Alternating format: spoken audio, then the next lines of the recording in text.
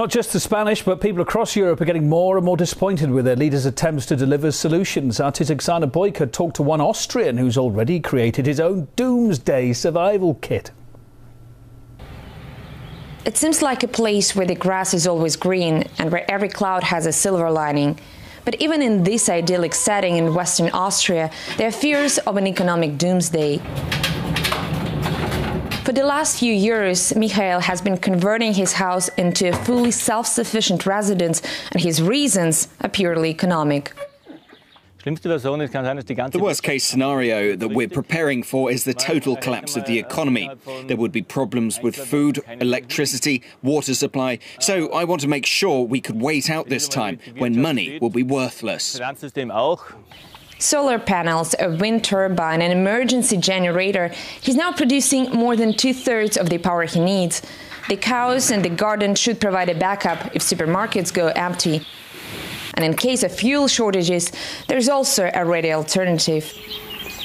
While this scenario may seem too apocalyptic, Michael believes the euro collapse and the ensuing social upheaval is a matter of when rather than if. Our politicians keep talking about decreasing debts, but what they do is just approve new loans. There are no new steps, no new solutions on what to do about this whole situation. The rude awakening is coming. We all hope to postpone it, but eventually it'll come. Still, he asked us to change his name and not to give out his address, out of concern that in case of the total collapse, his Euro-proof refuge will be inundated by the angry and the hungry. Doomsday fears are not entirely foreign to many Europeans, especially of an older generation. This part of the world used to be right at the forefront of the Cold War, and preparing for the worst was part of the government's contingency plans. But the idea that calamity may come from within Europe rather than outside is relatively new and therefore all the more frightening. After decades of increasing prosperity, the thought of losing basic comforts is still rather hard to take in for many Northern Europeans. But on the other hand, a few years ago, their southern neighbors couldn't imagine that soup kitchens would become so popular in Greece or that food aid would be in such demand in Spain. Some people say, I don't care for the government, I'm responsible for myself.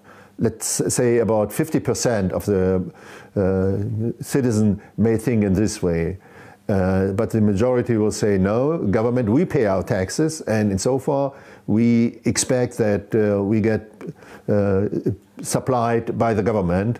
While the initial enthusiasm behind the Euro project was at least partially based on the rags to riches theme, an increasing number of Europeans are now fearing the opposite transition. Oksana Boyko, RT, reporting from Western Austria.